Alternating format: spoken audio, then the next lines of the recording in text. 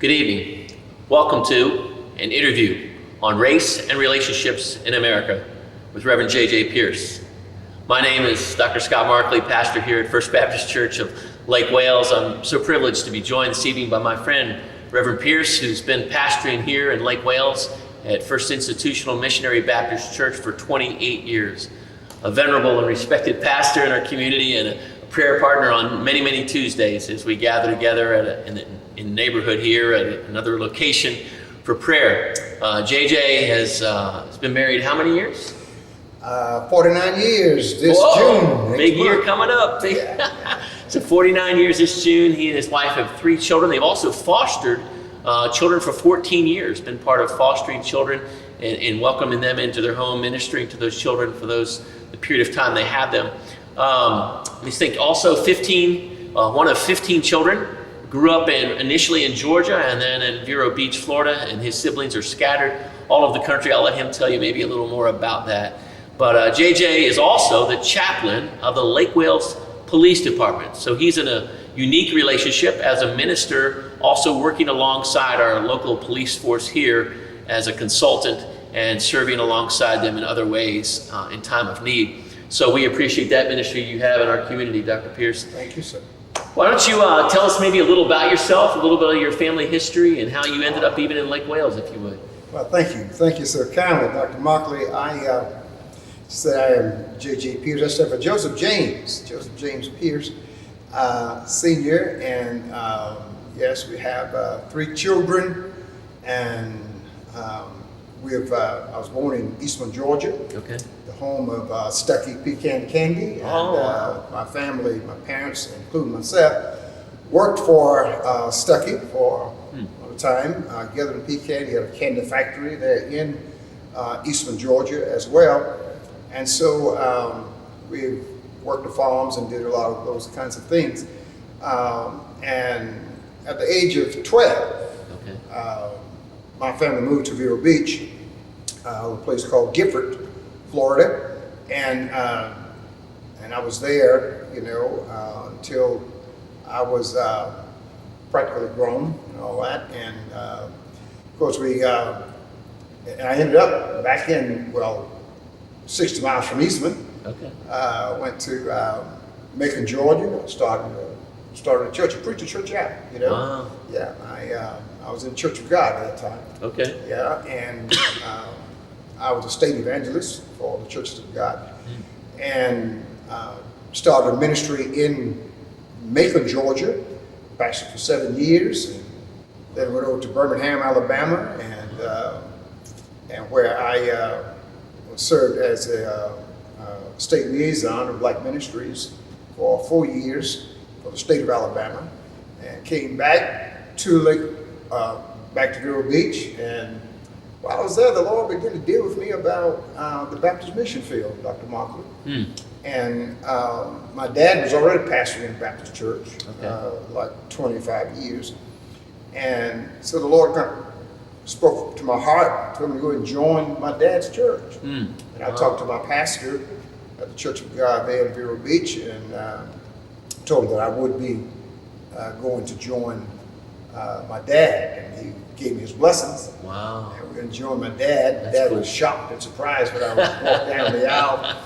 And so my dad, I started working as a supply pastor in Fort Pierce for one of the churches there, one of the Baptist churches.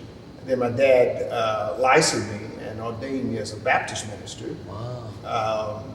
And after I was there for 6 months, I was called to First Institution, Missionary Baptist Church, to pastor here. But I had been around my dad for many years off and on, in the Baptist church, because I was the first one of his children to start preaching. Okay. And so he took me everywhere on his wings and all that, and I was kind of proud of him, and I sure was proud of him.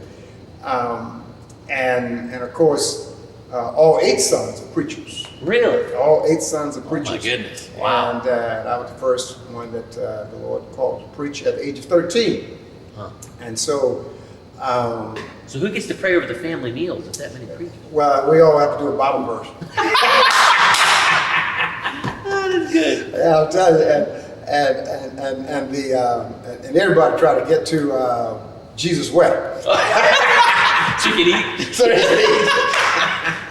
Yeah, but my parents are just such a tremendous people. They were married 70 years when my mom passed away. Okay. My dad passed away last November at the age of 94. And mom was 86 when she died, but he was 94. And we just appreciate it. He was preaching when I was born, you know. Yeah, he's been preaching 3 years when I was born. And so I'm just so grateful for him. And so we've had a wonderful tenure here at the First Institution Missionary Baptist Church. And a wonderful group of people who love the Lord and love my family, love me. And we saw a need to help children, you know, because my mom and my dad took in children when we were small. And 3-bedroom house, but mom would take in a family at a time, other kids, and some of us sleep on the pallet on the floor and give a couple our room, you know, that kind of thing. And there was no stipend or anything before during those times. Mom just had a mission at her heart. And she kept kids all the time. There were kids around our house, spending the night and sometimes weeks and months. And so when we got here, my wife, who also has a mission heart, reminded me so much of my mom, my wife Sandra. Hi, honey. And so she wanted to take in kids. And so she talked to me about it, and I was thinking, man, you know, after I get through the hustle and bustle of the ministry and around the church, I want to come home and just Some peace. send some peace. Chill and cool. But she really wanted to do that, and I'd say, well, it's certainly his mission. And I agreed to do it. And so we did 14 years. And, Wow, that's great. And out of all the 14 years and of all the kids we had, we only had 2 black kids in our home. Wow. We had a mother who was 17 and 8 months. Okay. And she was aging out at 18. And she had a 2-year-old daughter. So we took both of those, the daughter and the mother in. Wow. And that was a black family. But other than that, there was all the other children they gave us were white kids or Hispanic kids. And that was a beautiful thing because we learned so much about them. They learned so much about us. And that's why I understand the importance of getting to know each other, getting to know people. Because they would call me dad, call her mom, you know, and everything, and yes sir. And so we had to teach them a lot of things, you know, but we had to go to the school for a lot of time and all that, but all that was part of the mentoring. And a great example to your church congregation, right? It was. As a matter of fact, Dr. Michael, I was inspired by one of the members of our church. Honey was inspired from her own heart, but I was inspired by one of the members of our church, Maureen Locking. I tell you, she had like 6 children that she was fostering at one time. That's a lot. I'm telling you. And some of those kids went to college and everything. She just loved those kids. And when I saw the way she interacted with those kids and the joy and the love they had for her, I'll tell you, I couldn't help but to respond. So when Honey said yes the second time, I said, okay, let's do it. Let's do it. Cool. So it's been wonderful. That's great. That's great. Well, tell us a little about maybe growing up in Georgia, Vero Beach. Obviously, we're doing this discussion, this interview with Dr. Pierce because of the racial tensions in America today and what's going on right now. And so tell us maybe a little bit about what it was like for you growing up as a young black man in Georgia or Vero Beach, any experiences of discrimination or racism that you had that were difficult for you? Yes, well, thank you. Yes, Georgia, you know, that's that south of the Mason-Dixon line. And so it was kind of rough in places. And of course, my dad and mom really dealt with some tough times. You know, I mean, they were required to call a young 12, 13-year-old white kid, sir, mister, yes sir, no sir, just because he was white. You know, and they was working for the white proprietors, and so. Okay. And This we is had in the Stuckey company? Is that? No, that wasn't Oh, the Stuckey company. okay. That was around in the rural areas. Okay. You know, rural areas of the farms. Okay. And of course, my dad was a hard worker, and he had all his kids, so he made sure he took care of his kids, and so he did whatever he had to do, you know, to do that. But he was well respected and well loved, you know. But at the same time, that was the culture. That was the culture around those times, and there were stories where, you know, if a person, a black man, kind of got uppity, well, they call it uppity, you know, by trying to stand up for himself, you know, and not succumb to what they want him to, and they would kind of like they would be befriending him and say, "Hey, we're gonna go hunting. Let's go hunting, and why don't you go hunting with us?" You know, and they would go hunting and everything, and drink beer and all that. So, but that was more than a few times when people were those men. Some of those men were shot to death on the hunting trip. Like take your dad, and they might shoot the guy they took with them? Yeah, I mean, they take a person that they usually take the person by himself, along with maybe about 4 or 5 other white guys. Okay. And take one black guy, so we have no witness. And so they would take them out there in the woods, and they said, well, we mistaken for a deer. We had him over there, we saw a deer jump up. Oh, that's an excuse. Yeah, that's an excuse. So this was a person they thought was uppity, and so they take them to do that? Is that what Yeah, you're saying? yeah, for those kinds of things. And so. Did your dad ever get taken on one of those trips? No, he never did. Okay. He never did. But he knew others who were. But he knew others who were on those trips. And so it was rough. It was tough. And so there was some of them. There were stories where they had took people to on fishing with them. They go fishing, and they've shot holes in the boat, you know, and Left him out there to sink. left them out there to sink. So people jumped out of the boat and left him? They went to Because another boat? they or had something? life jackets. You know, Oh, they had life life jackets. jackets. Oh, They gosh. swim to the back to the ledge, and so he still falling in the swim and that kind of thing. So Just for meanness. out of meanness, and Murder. so it was. So I'm saying it is so systemic with black people in terms of their history. Right. You know, they've been treated. So there's a lot have built up inside of them. But it was quite something. I can remember.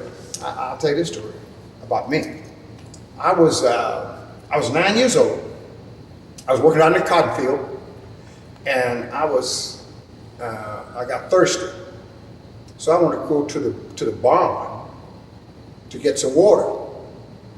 And the owner of the place had gone to town, and he left his 18-year-old son in charge of everybody out in the field.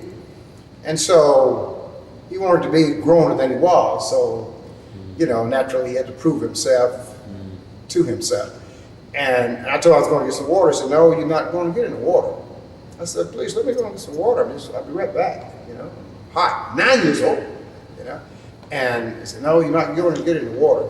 And I said, "Yeah, I'm going to get some water." He said, "I'm not." He said, "No, you're not going to get water." And he slapped me. He slapped me. And when he slapped me, well, at the moment, I was 9. He was 9 years older than I was. He was 18. So I went on back to the field.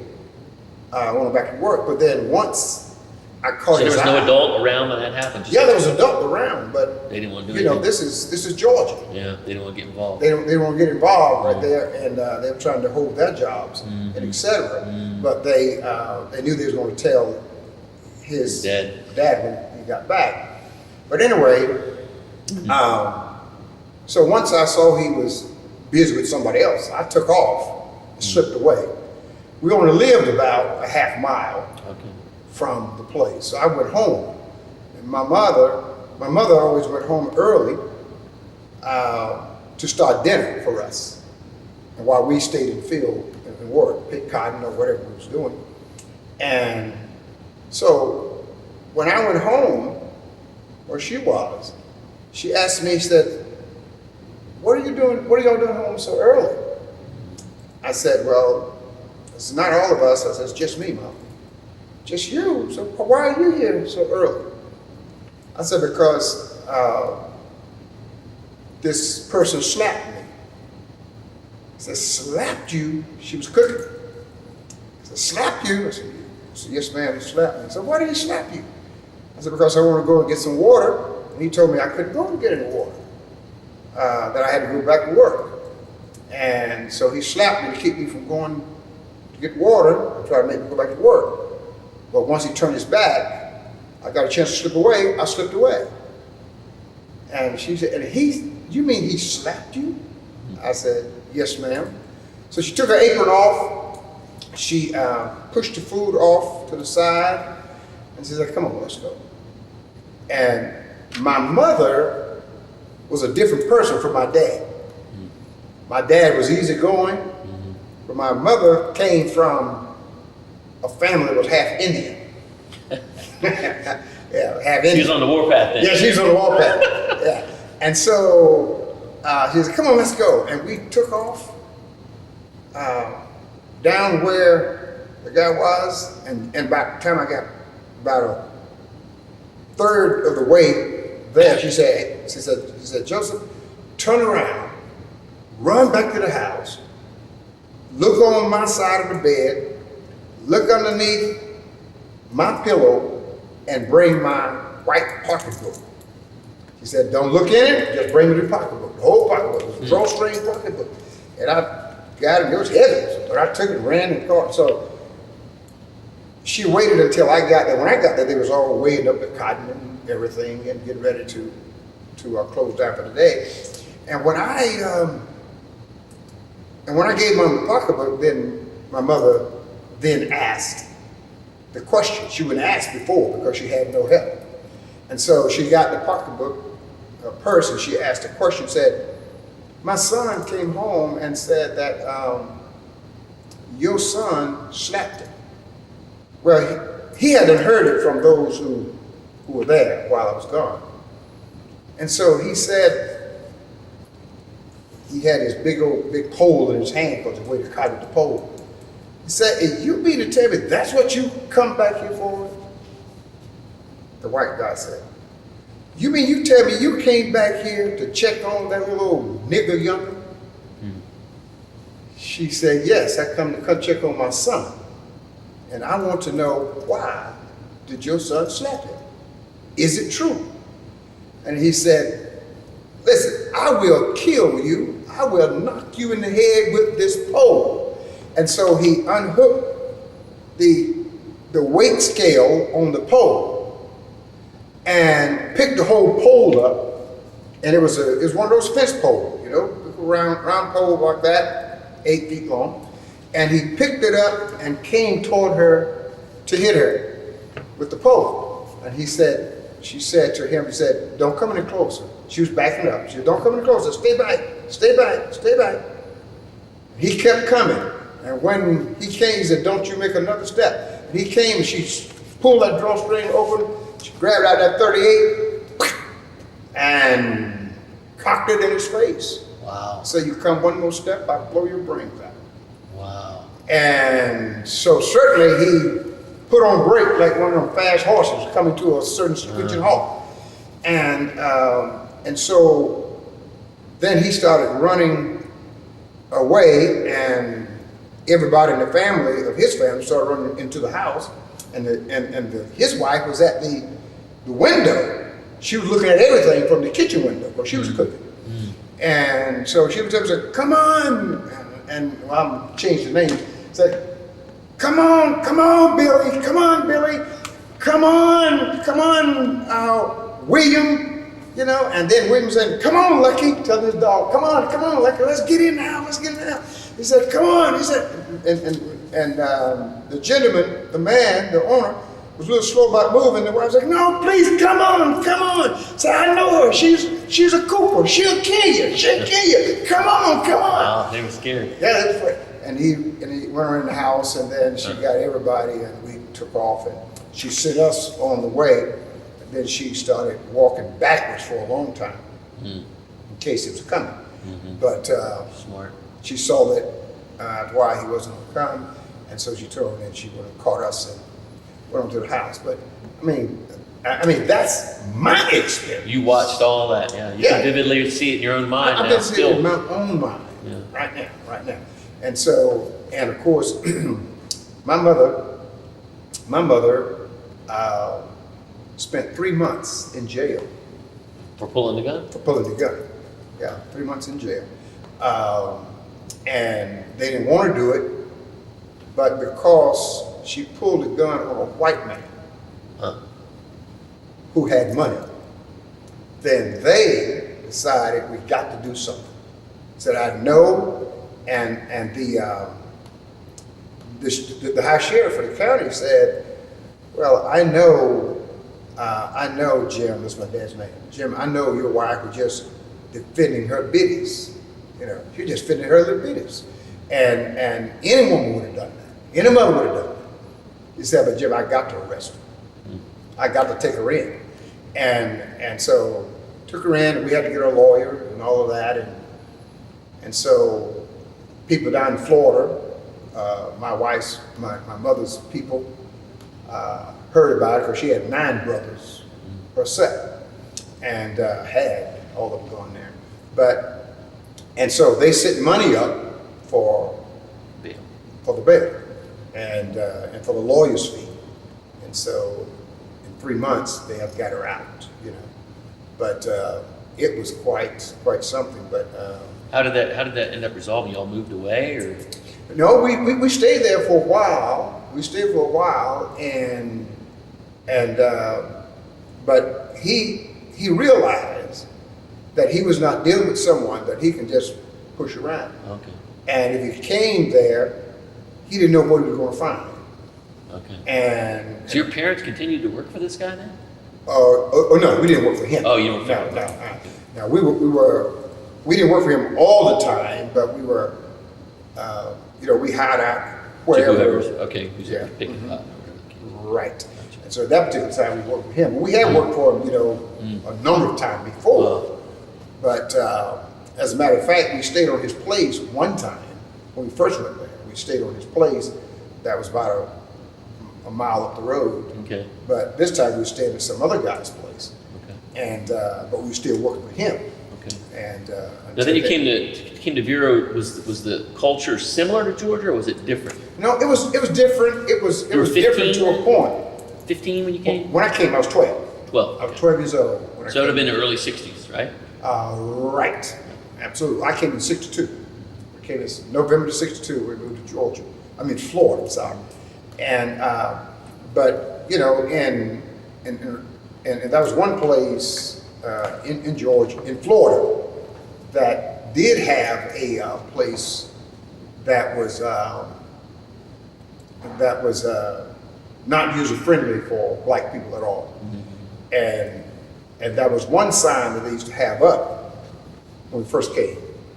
And when you get to this sign, it says, "Nigger, read and run." And if you see it, you better go if you were black. Because if not, KKK, Ku Klux Klan will be on you, or someone coming in a truck or whatever, with some kind of a mask or disguise, and or at night and try to shoot at you, mess with you, or what have you. And so those are kind of systemic treatment we've seen over the years. And I'm saying this is in my little young lifetime. I say young lifetime, but when I think about my parents, What they saw. and what they saw. Your dad was born in like 36. So Yeah, he was born in 25. What, 25? Yeah, he's born in 25. Yep. Yeah. Born in 25, and man, he saw some stuff. He saw some stuff. He used to tell us about a lot of things, And so man, the black community, like I say, even though I do not condone any of the violence, any of the looting and the burning and that kind of thing, but I understand that frustration. Sure. Yeah, I understand the frustration, and the see. Let me tell you about the. Now I've seen with the. I thank God for the Lake Wales Police Department. You know, I've had have a good relationship with the chief and all of the officers, and they treat me very well. And we get along well. We spend a lot of time kind of getting to know each other, you know, and that is so very, very important, you know, to do that. And I appreciate the work and the relationship that we share, and I respect them for what they do. Because one thing about the police department or policemen, the Bible talks about that they are really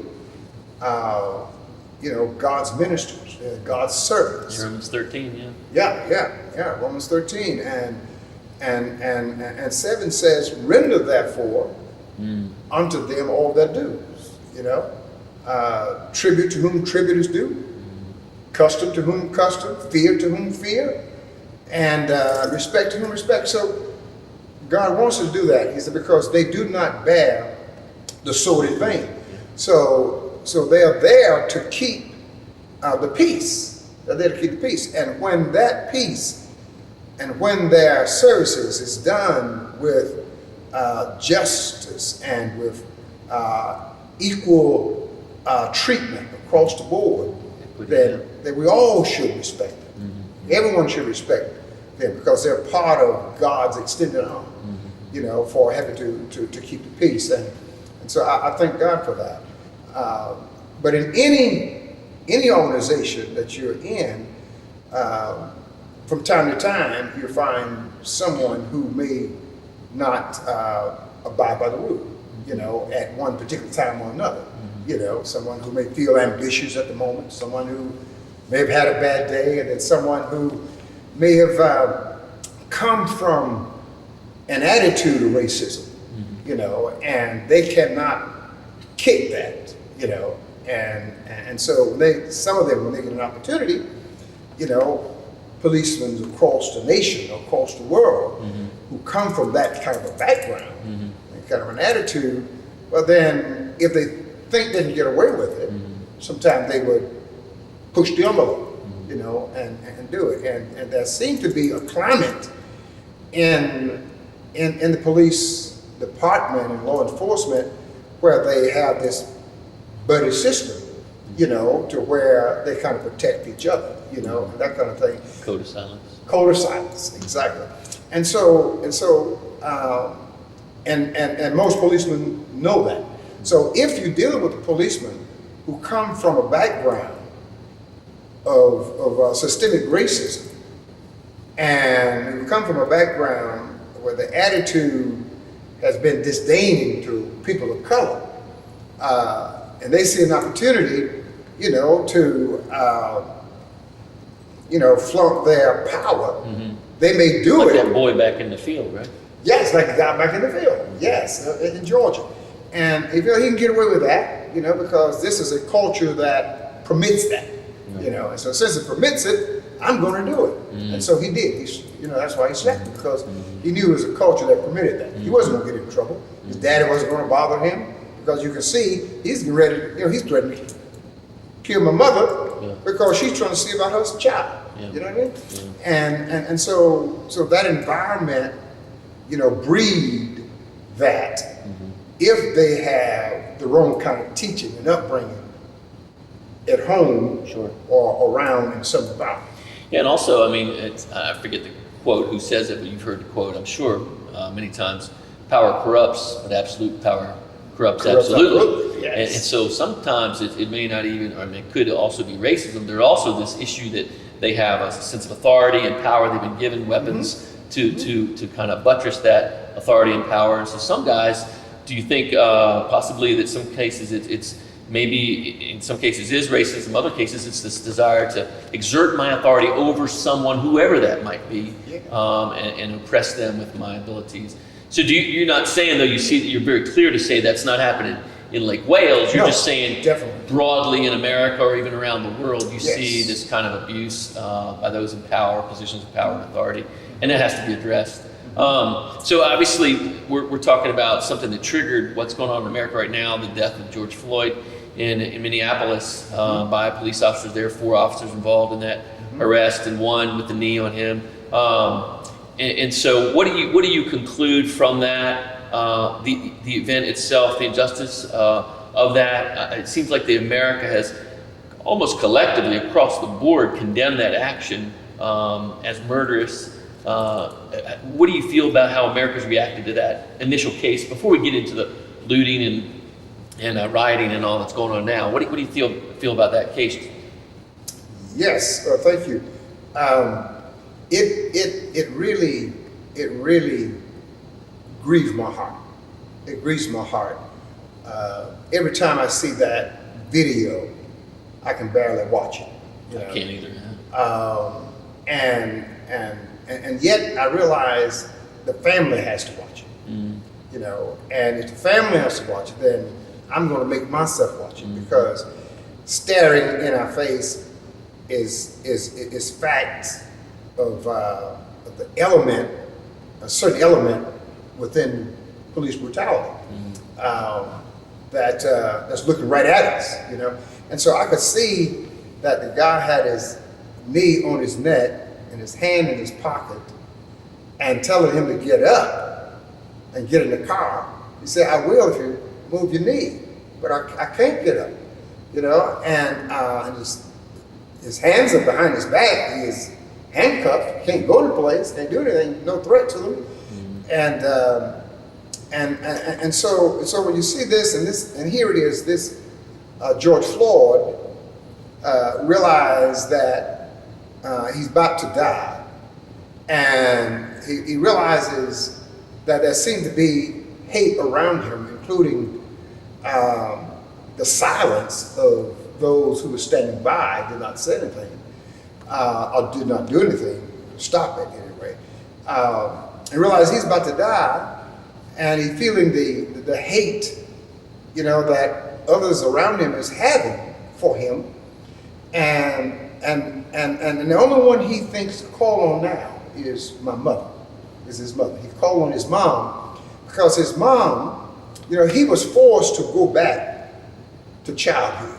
A grown man, he was the oldest son, but he was forced to go back to childhood of a child, a dependent child upon his mother.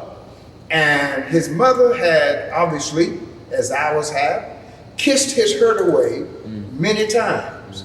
And so he felt evidently that somehow, even though he knew his mother was dead, that somehow, being over with God perhaps, that she has a way to kiss this away too. Yeah. She has a way to help me also. So he called upon his mom. And I can tell you, when no matter how grown you are sometimes, you get sick enough and your mother is alive, you think about mom. Because one thing about you know that is unconditional love that you're going to get from mom. She won't get tired of waiting on you. She won't get tired of seeing after you, you know, anything. And so somehow he felt like, evidently, it seemed, that mom will help me. You know, mom will come and help me. But that is a terrible, terrible thing. And I know that does not represent the vast majority of policemen around the world, you know, but it does represent an element within the confines of the culture. And so they need to find what is causing that and really cut it out. You know, cut it out, not put a Band-Aid on it, but actually cut it out. And so that they can rebuild the kind of trust and relationship, you know, that society needs to have. Yeah, let's go there in a minute. I want to just ask a couple more questions about the problem, then we'll come to that solution, perhaps, that we want to come to. Is it distressing for you, maybe in your lifetime, do you feel like you've seen progress in race relations, in the oppression of African American people? Do you feel you see progress, or do you feel like it's 2 steps forward, 1 step back? I mean, you've lived through Rodney King, you've lived through all these episodes, and now with the Armand Avery, am I saying it right, in Georgia, and now it seems sometimes we go forward and then we go back, go forward, back. Do you feel there's progress, or do you feel no, we haven't improved at all in your lifetime? Where do you see things kind of looking big picture, and then even maybe in more recent years? Well, I really saw us really going forward because I've seen the differences, you know, and I was proud of the milestones and what we had accomplished as a race of people working together. And I saw, I started the Unity in Community Here in Lake Wales. here in Lake Wales with Black, white, Hispanic, all cultures welcome to be a part. And this Unity in Community, the motto was building bridges among our neighborhood. And so we were trying to build a bridge to the next person, right, and to get to know them. And so I remember one of the young ladies asked me, Kathy Memory, and I call her name because we're such good friends and all. Kathy Memory said to me one day in our meeting, she said, JJ, tell me, why is it that wherever you go, if you go into a public room, you would see the blacks when they come in, they will all seem to migrate to the same neutral area. And she said, why is that? And I said to her, well, it's about commonality. It's about incommonness. And it's about familiarity. When they come into a room, a public place, and they see blacks sitting, and there are whites and others around, then they know they can always go to that area where the blacks are. Because it is a safe place. It is a place that they understand their plight, they understand where they're coming from, their history, and everything. I said, because it's commonality, even though they may be strangers to them, but their history is commonplace. And so I said, but now I can tell you this, Kathy. I said, if I was in New York City, if I was in London, or anywhere, and I walked into a place, a strange place, and to a room, a public room, and I saw blacks sitting together in a place, and I start over there to sit with them, I said, then all of a sudden I turn and look and I see you. I'm in London, but I turn and I see you sitting over there with some other whites. You're gonna go to her. I'm going to you. Yeah. I said, I'm going to stop going to them and come straight to you and sit with Kathy and I'll be smiling all the way over there to where you are. Yeah. And we're going to sit there and talk because we already have communion, relationship, and familiarity. And so that you're not they are more of a stranger to me now. Right. Than you would be, Kathy. Right. Yeah. And so therefore I would easily do that. So I said, when you can spend time with people, it makes all the difference in the world. So let's move there then. So is this part of the solution then? Spending time with people who are different than you, different ethnicity, different race. Is that one of the ways we begin to deal with systemic racism and overcome those things that have encumbered our society? Absolutely, I believe it. Because see, the black community it's kind of like this. I'm gonna give you this analogy and then I'll answer that question. It's a pressure cooker. Okay. My wife cooks in a pressure cooker because a pressure cooker cooks so much faster than open stove or pots. And one day she was fixing chitlins, and a pressure cooker at her mom's house. Okay. And then this pressure cooker, when you start cooking it and you turn the fire up high, and what you're looking for and listening for is for when it get up to build up so much pressure, then this little tab on the lid goes psss, the steam is coming up. So now you know to go in and turn the fire down and let it cook at a safe temperature. And she did this many times, but this particular time, whether she's cooking greens or chitlins or whatever she's cooking, this particular time, the release valve had malfunctioned. Oh, no. The release valve had malfunctioned, and she got this fire turned up, and she's waiting to hear this signal, this cue to come and turn it down. Yeah. And of course, as she listened, all of a sudden, the whole pot blew off. Boom! and wow. chitlin was all in the ceiling. Everything is all on the wall. I mean, it sounded like a bomb went off in there. Because the pressure, the fire was up too high, too long.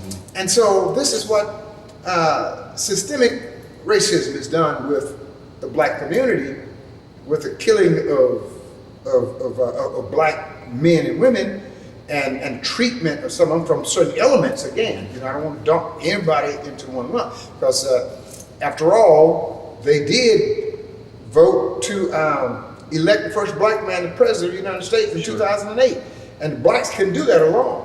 Overwhelming, he won by a landslide. So overwhelming majority of whites in all colors voted for him. So everybody certainly is not in the same spot.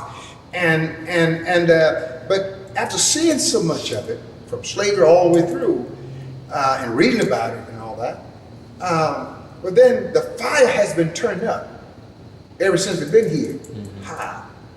And so what happened is, eventually, there's no release valve. And when that release valve is not working, it blows up. It blows up. And so there got to be some kind of release, and rioting, and this burning, and all that. Those are release valves. Those release valves that are coming out. They got to do something. There's too much pressure. JJ, now let me clarify here.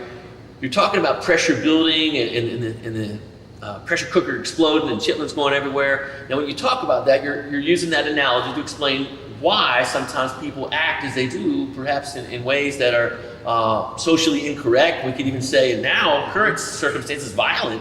We got looting, we got people burning businesses down. There's a lot of speculation as to who's behind that. Is it really, there's a distinction probably too, right, between the peaceful protesters and some of those people. So maybe you could shed some light on that. Do you distinguish those two groups? And are you not in any way justifying that kind of a destruction of property, looting, and all of that? No, of course not. Absolutely not. The pressure cooker analogy, simply to share with the audience how anything, if you put enough pressure on it, it will explode, or something will happen if there's not a release valve. And the looting, the burning, and that kind of thing, it is kind of a release valve. They got to release some of that pressure that's been built up. But at the same time, nobody want the destruction of the pot blowing up, and anything like that. So looting, burning, and this kind of thing is all wrong. It's all wrong. No one should condone that. And I certainly don't condone that. And they should restrain themselves from any kind of burning or looting, any kind of a violence, anything like that. And it will show everyone that they have self-constraint, and that is important to do that. And so, and it is also important for us to mention the fact that there are policemen right in those areas who are out there hugging and loving and walking with them kneeling with them and everything, you know. And so it's just a wonderful thing. Go to show you that the overwhelming majority of policemen is different from what we saw in Minnesota. And so anybody who loots and anyone who burns, destroy property, you know, that's wrong. That is so very, very wrong. And I denounce that, and I will always denounce that. And I would like to see them stop doing that. I really Yeah, but some are going to say, take your analogy and say that's justifiable, though. If you understand all the oppression they've been under, and it's the only way for them to be heard, that no one listens to us unless we do this, unless we act in violent means. But you still would say, no, that's not the way to do it. Oh no, that's not the way to do it. Period. You know, that's not the way to do it. Period. It's just that. I mean, one thing about pressure going to come out one way or the other. I mean, if there's enough pressure there, it'll come out. If we're sad enough and we're pressured by the loss of a loved one, we have tear ducts in our eyes, and it comes out in water to release that pressure. You know, and if it stays inside, it affects our nerve system, or it affects our heart, or it affects, you know, strokes or whatever, you know. And so you need to, they are releasing it because they have no other choice but to release it, so to speak. But releasing pressure in that kind of way is wrong. Okay. It is totally and completely wrong. We need to find a way. Find good ways, healthy ways, right ways. Healthy ways to release and vent that pressure. Okay. What would the healthy release valves be, though, that would keep it from happening like that? Yeah, that's where I want to get to. And the healthy release valve is for America, for those involved in that element, with policing and et cetera, those in power. But like you say, there are people who want to exert their power over you. You know, I mean, there are blacks who want to exert power over blacks. You see? And so, regardless, no matter who you are, no one should try to bully or dominate anybody else. You know, and so, but what we see in terms of this, keeping our focus on what had happened, you know, in Minnesota, is that there need to be a policing to where I think it'd be a good idea if they have, like, well, first of all, they got to implement laws that's going to be equitable to all people, and they got to see to it that is enforced on all people, regardless. And I think they need to encourage and promote other officers squealing on those who misbehave in the field, you know, even if it is a subordinate. So let's say reward those who hold others accountable. Yes. Is that a good way to say it? That's a good way to say it. Okay. Reward those who hold others accountable. Okay. And even if it's a subordinate on that job who is looking at a senior training officer who is misbehaving and who is overreacting and aggressive in their behavior, Right. then he ought to be able to tell on him, you know, and Without fear of without reprimand. fear of Yeah. reprimand. Yeah. You see, and then I think it'd be good if they have a speaking of getting to know people.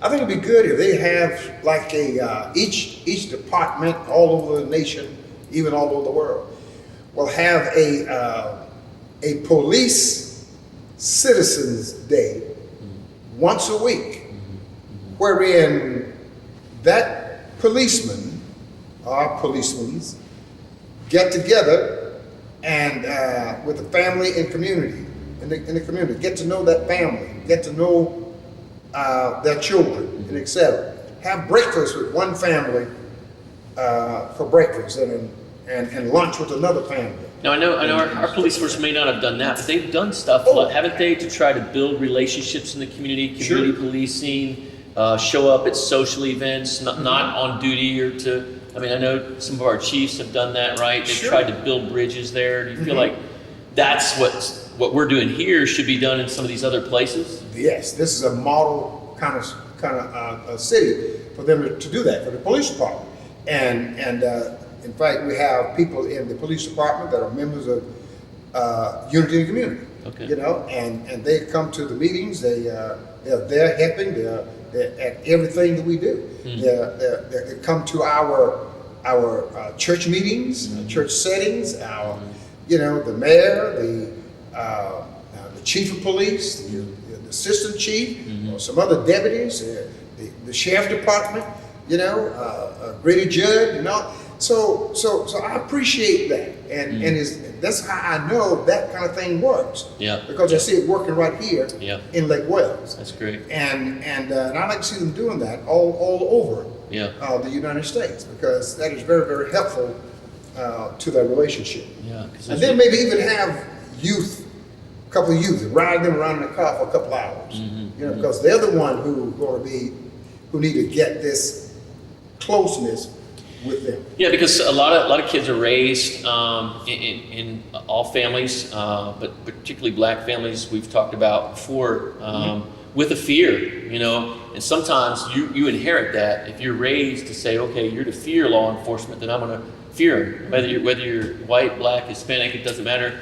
You know, whether you're here legally, illegally. So those people are raised with their own fears, and so there's this fear toward law enforcement. How do you take away the fear, build the bridges? And you're saying let those kids, even at a young age, see the police officer as a friend, as a protector, as a helper, rather than a threat who's out to get them. But that takes work. I mean, that takes real work, doesn't it? It really does. It really does. And when we see what the alternative is, you know, to not be willing to do that kind of work, then you get the knees on the neck of the George Floyd. And the chitlins explode. And the chitlins explode. Yeah. You know what I mean? Yeah, I hear you. And so we're trying to work at something, be proactive, so that we don't have to deal with that. The younger people can come up with a different attitude toward the policeman, and the policeman toward them.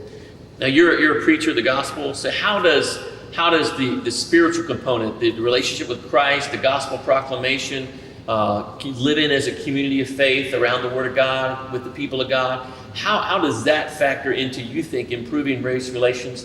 For example, I talked to someone, and one of the solutions many offer is diversity.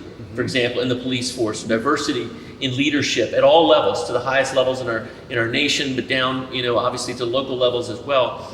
And so diversity to some people is like the savior. If we could just have diversity, everything would be fine. Yet we see with the police force there in Minnesota, there was diversity in the 4 officers that were present at that scene at the death of George Floyd. So clearly there's something deeper that has to be done at the heart level, beyond at the structural level and the systemic level. Do you agree with that? And where would you take that conversation to the element of the heart for individuals? I just think of Martin Luther King. Remember his quote that he said, "I want a person to be judged not by the color of the skin, by the character or the content of their character." So obviously character, heart, and then for you as a preacher, I guess somehow the gospel becomes a part of the solution. Do you think? Oh yes, absolutely, absolutely. I mean, the Word of God is what we have, you know, and God is love. I mean, He so loved that He gave, you know, His only Son for us, and He wants us to believe in Him, and of course, once we accept Jesus as our Lord and as our Savior, that makes all the difference in the world when we allow Him to really be Lord. You know, it's one thing to have Him as our Savior. It's another thing to have Him as our Lord. You know, if He's our Lord, then we are to obey what He says. And He says for us to love one another, right, even as I have loved you. You know, and it is important to do that. And so He says in Michael, He said, He showed thee, O man, Michael 6:8. He said, show thee, O man, what thou ought to do, what is good and what is right. He said, now, what does the Lord require of thee but to do justice, you know, and to love mercy and to walk humbly with our God. So to do justice is to do right, you know. And in fact, that word righteous and justice and justly. The same Greek word, the basileia theos, is the same Greek word for righteousness as it is for judge, for justice. And so if we do the right thing and walk humbly with God and love mercy, then the New Testament says for us to it said for us, if we show mercy, we will attain mercy. Blessed are the merciful in the Beatitude, for they shall obtain mercy. So when we give mercy and extend mercy toward others, then certainly mercy will be given toward us. And of course, not only that, but there is the prodigal son. When he came home, his father met him and told his servant to kill the fatted calf for him. And then this was the oldest son out in the field, wouldn't even come in to the party. Right. And so he asked the servant, said, what are they doing? What are they doing? He said, oh, your brother has come home and they're having a big party for him. And he got angry, the Bible said, and upset, and wouldn't even come. So the father comes out to entreat him and asks him, well, why don't you come on into the party? And he said, because I've served you all these years and I've never transgressed your law, never broken your law. But as soon as this thy son came, who spent his life with prostitutes and harlots and everything else and transgressed your law, as soon as this thy son came, you killed the fatted calf. But you never threw me a party, So he wanted to have a party, but not with his brother. He wanted to have it with others. And the other thing is, that's very interesting about this, is that what he was trying to do, he said, as soon as this, thy son came, not as soon as my brother. So as soon as this, I mean, you can add any word to this you want. Substitute any word for this you want. But as soon as this came, whatever this is, then you killed the fatted calf. So he called his father. So he was trying to honor fatherhood while dishonoring brotherhood. You see? So yeah, you're my father, but I'm not calling him a brother. And so when Christ really comes into our lives and we really allow him to be Lord of our lives, yes, then we can look at each other as brothers and sisters because we got the same father. Yeah. Because after all, if the father was the father of the younger son and also the father of the oldest son, then wouldn't that make those two sons brothers? Yeah. So we who, as Christian, evangelicals and whomever, if we're children of God and God is our father and he's the father of people of color, then that makes those people of color our brothers and sisters. Yeah. And all that. And I think that's important to emphasize, JJ. You emphasize obedience, lordship, common brotherhood in Christ, under the Father, relationship with the Father. Because there are obviously, historically, you mentioned KK earlier. I was in a communication with a friend on Facebook, and I was suggesting, that a relationship with Christ and a transformed heart, where you know Christ and have an authentic relationship with Him, is a part of the solution to racism. Yes. And yet she threw back a historic picture of Jesus Saves behind a bunch of KKK people in front of it.